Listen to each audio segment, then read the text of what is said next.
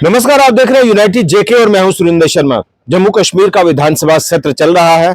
क्या इस सत्र में लोगों से जुड़े हुए मुद्दों पर चर्चा हो रही है, बहस हो रही है? नहीं। इस विधानसभा सत्र में सिर्फ सत्ता पक्ष और विपक्ष के बीच बड़े बड़े मुद्दों पर जो है वो बहस हो रही है, हंगामा हो रहा है, बार बार सदन जो है वो स्थगित हो रहा है। लेकिन लग नहीं रहा जो बाहर बैठे हुए लोग हैं, जनता है, वो ये महसूस कर रही हो कि उनसे जुड़े हुए मुद्दों पर बात हो रही है। और इसी में एक बड़ा मुद्दा डेली वेजेस का भी है। उस मुद्दे पर सत्ता बनती भी है और विपक्ष को भी विधानसभा के अंदर पहुंचने का मौका मिलता है, लेकिन उनके मसलों पर भी कोई जो चर्चा है या उसका सॉल्यूशन निकालने की कोशिश है वो नहीं हो रही। तो क्या ये अब सिंबॉलिक हो गया है डेली वेजेस का मुद्दा? मैनिफेस्टो में रखिए, डेली वेजेस प्रोटेस्ट करेंगे, उनको फिर एक लॉलीपॉप जो है वो दे दिया जाएगा। चर्चा हमारे साथ कर रहे हैं नवीन नवाज जी, वरिष्ठ पत्रकार हैं, दैनिक जागरण के हेड हैं जम्मू कश्मीर के, और ललित खजूरिया जी, जम्मू संवाद के चीफ। आप देखते हैं इनको।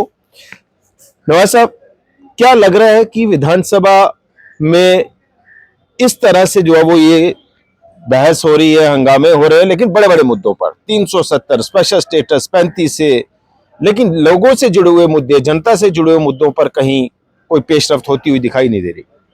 देखें, आप ना सदन की बात कर रहे हैं कि बड़े बड़े मुद्दों पे बहस हो रही है। उसमें जो भी मुद्दा उठता है वो कहीं ना कहीं डायरेक्ट इनडायरेक्ट जो है वो आम आदमी को अफेक्ट करता है।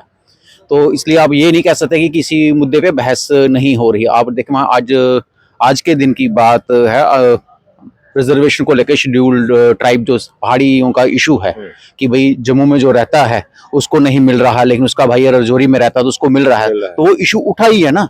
तो आप ये नहीं कह सकते कि वो भी तो जनता से जुड़ा हुआ इशू है। फिर आप कहेंगे कि रिजर्वेशन की बात हुई है। कल सज्जाद गनी लोन साहब ने भी अपने क्वेश्चन में उसको उठाया था। रिजर्वेशन यहाँ फिर एक बड़ा इशू है, वो भी तो उठा ही है। तो इसलिए आप ये नहीं कह सकते कि जनता का मुद्दा नहीं उठ रहा है, और वो किस लेवल पे उठ रहा है और उसको किस नजरिए से उठाया जा रहा है और वो उसको किस तरह पे बिहेव हो रहा है, वो ज्यादा मैटर करता है। इसलिए आप ये नहीं कहेंगे कि खाली वहां हंगामा ही हो रहा है, जनता के मुद्दे भी उठते हैं।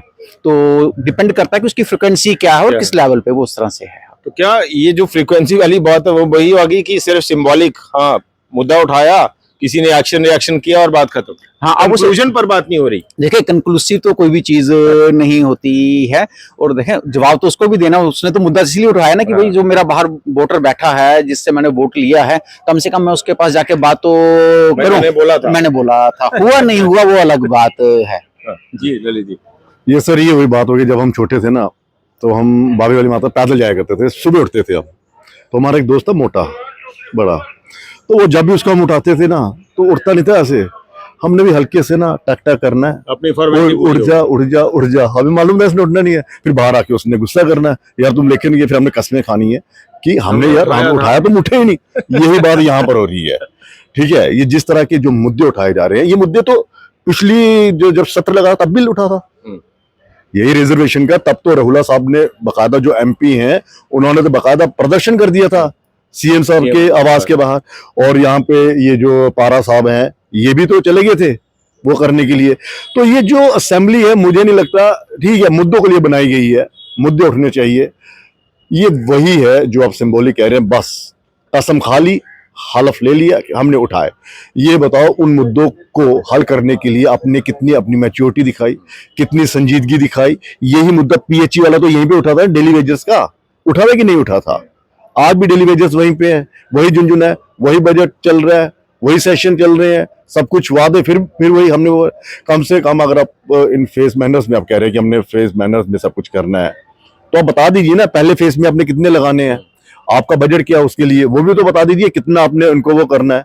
और ये डेली वेजेस का एक ऐसा है कि आप इनके अगेंस्ट कोई पोस्टें खाली नहीं है, आपने पक्का करना है।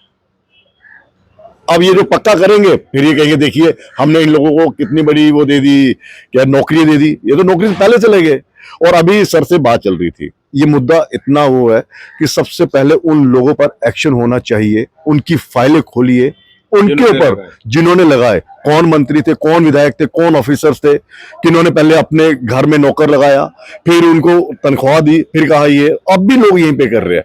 तो ये मुद्दा, ये जो सदन है ये देखिए मैं तो कहूंगा दिखावा है। और और दूसरा पता क्या है, ये जो अखाड़ा बन गया माफी अखाड़ा, यहाँ पर रिश्तों पर ज्यादा बहस हो रही है, यहाँ पर माफी मांगी जा रही है, यहाँ पर ये कहा जा रहा है कि मैं तुम्हारी औकात दिखा दूंगा, और जब वो वर्ड यूज होता है फिर दूसरे दिन ये कह देते हैं मैं माफी चाहता हूं। बड़ी बात यह है कि मैं आ रहा हूं नवीन जी कि बड़ी बात यह है कि कानून साज कहा जाता है विधायकों को, लॉ मेकर्स, लेकिन देखा जा रहा है कि अभी तक तो शायद हो सकता है मैं गलत हूं, क्या कोई ऐसा प्रावधान लाया गया है भाई ये नया कानून बनने जा रहा है जम्मू कश्मीर के लिए, जम्मू कश्मीर के लोगों के लिए? तो ये जो मुद्दे हैं, ये जो मुद्दे हैं, ये तो एक सरपंच भी उठाता है, एक पंचायती नुमाइंदा भी उठाता है, मेरी सड़क नहीं बनी, मेरी नाली नहीं बनी। देखिए आप नाली और गली की आप बात छोड़ें, आपने कहा कि कोई अभी पिछले कल ही जम्मू कश्मीर को उसमें जो लॉ है, कोर्ट ऑफ लॉ है, उसमें law of act, court of act है करके 1977 का, उसमें अमेंडमेंट के लिए बिल लाया है उमर साहब ने कि JNK में अब मुंसिफ कोर्ट और सबॉर्डिनेट कोर्ट नहीं होगी, उनका नॉमेनक्लेचर चेंज हो जाएगा। ठीक है, तो मतलब वो आया ना, तो आपने कहा लॉ बन रहा है ना, तो वो काम कर रहे हैं। बात रही डेली वेजर्स की, उनकी बात ये है कि आप अगर पिछले 2, 4, 5 साल चले जाएं तो हर बार ये आता है कि हमने फलाने डेट का कट ऑफ रख दिया, इसके बाद का कोई डेली वेजर नहीं लगेगा, उसके बावजूद लगते हैं। ठीक है, एक बार आया कि इनकी जो गिनती है वो 60,000 है, फिर एक बार आया ये 17,000 पहुंच गए हैं, अब के लोग कहते हैं ये 1 लाख से ज्यादा हैं। तो ये बढ़ती कैसे जा रही है? वही ना, तो भाई 1 लाख लोगों की फौज आपके पास सड़क पे खड़ी है, ये आई कहाँ से? पहले इन लोगों को खड़ा करने वालों को, जिन लोगों ने लोगों को भर्ती किया, उनकी आप जिम्मेदारी तय करो। अब ये बड़ा ह्यूमन सा इशू है, मैं बोलूंगा कि भाई आप इनको रेगुलर नहीं करें, मैं भी कहता हूँ अगर आप इनको रेगुलर करते हैं 1 लाख लोगों को, तो आप ये सोचो कि JNK में इतना क्या हमारे पास इतने पैसे हैं, फाइनेंशियल बर्डन है, और कितने लोगों की नौकरियां बंद हो जाएंगी आने। अगर आप 1 लाख लोगों को भर्ती करते हैं तो आप ये मान लें कि अगले 15 से 20 साल तक JNK में कोई सरकारी नौकरी नहीं होगी। एक चीज हो रही है, ये एक्सटेंशन का खेल भी तो चलता रहता है। मैं वही उस पर भी रोक लगाइए। देखिए उसके लिए एक्सटेंशन की बात नहीं है, एक्सटेंशन के लिए आप एक बंदे को देंगे, 2 बंदों को देंगे, 4 बंदों को देंगे ना, वो आप रिक्वायरमेंट के हिसाब से दे देंगे, चलो यार ठीक है मेरे को एक बंदा एक्सपीरियंस हैंड चाहिए, वो एक अलग इशू है, आप उसको इसके साथ कंपेयर नहीं करें, आप उसको इसके साथ कंपेयर नहीं करें। ठीक है, मैं तो नहीं करूंगा। मेरा कहने का ये मतलब है कि अगर आपको डेली वेजर का इशू खत्म करना है तो आप सीधा जो आपने ऑर्डर निकाले हुए हैं कि भाई इस डेट के बाद कोई नहीं लगेगा, तो उस ऑर्डर की जिसने ब्रीच की है उसको आप कोर्ट ऑफ लॉ में लेके आइए। ठीक है ना, उसको आप अदालत में खड़ा करिए। अगर कोई ऑफिसर है तो आप उसको भी नौकरी से निकालिए, उसको भी नौकरी से कार्रवाई हो, उसको नौकरी से निकालिए। ठीक है, क्योंकि उसने भी एक सरकारी ऑर्डर को ब्रीच किया है ना।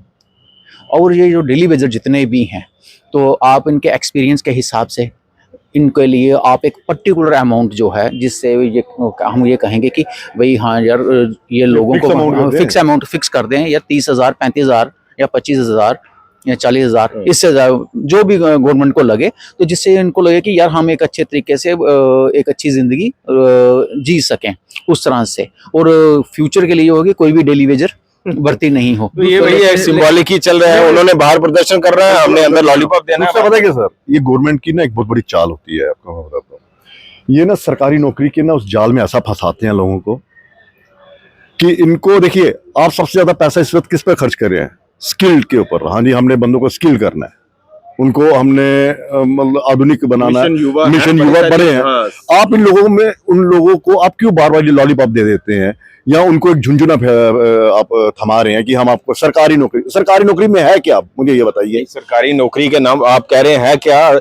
सरकार ने तो नौकरी है 2 साल में 48 करोड़ रुपए इकट्ठा कर लिया फॉर्म फीस के नाम पर। वो सरकार के लिए ना। बेरोजगारों को क्या मिला? मुझे बताइए, बेरोजगारों को क्या मिला? जिन्होंने फॉर्म भरा, जिन्होंने वो किया, इससे अच्छा ये एक पॉलिसी लाएं जिसकी जितनी क्वालिफिकेशन है उसको उस तरह से स्किल किया जाए ताकि वो अपना रोजगार जो है वो किया जाए। और दूसरा, लोगों को भी मुझे समझ में नहीं आ रही कि आप डेली वेजेस लग जाते हैं, जैसे कि ठीक है, पुराने को तो हम कह सकते हैं कि उनकी उम्र जो 40 के ऊपर चले गए हैं, जो अभी भी लग रहे हैं, किस उम्मीद से लग रहे हैं? वो तो एक किस्म का सुसाइड कर रहे हैं।